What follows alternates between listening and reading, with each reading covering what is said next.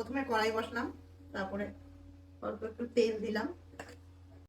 প্রথমে আলুটা ভেজে নিচ্ছি। অল্প হলুদ,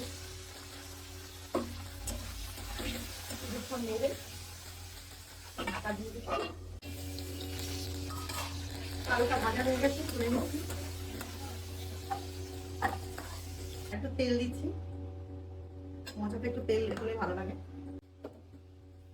জিরে ফোড়ন দিলাম, জিরে তেজপাতা, একটু নারকেল দিলাম ফোড়নে। নারকেলটা যখন ব্রাউন ব্রাউন হবে তখন এর মধ্যে মশলাটা দিতে হবে। আদা, জিরে, লঙ্কা 1 চামচ, 1.5 চামচ।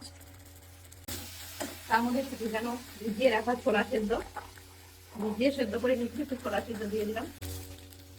একটু নুন, একটু হলুদ।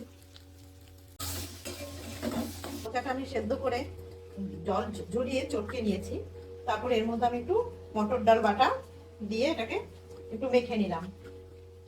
তাতে তাতে মোচাটা ঝরঝরে হয় না, সুন্দর মাখো মাখো ভাব একটা হয়।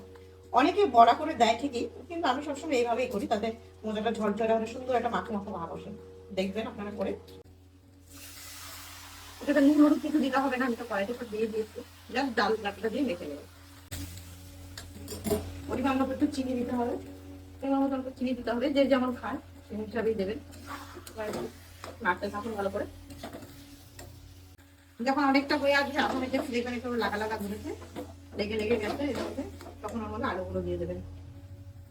আলু দিয়ে ভালো করে নাড়াবেন।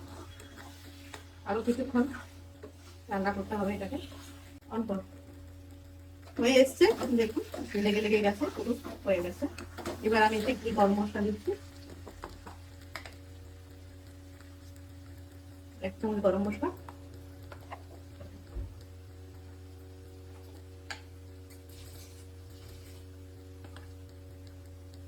এক চামচ ঘি,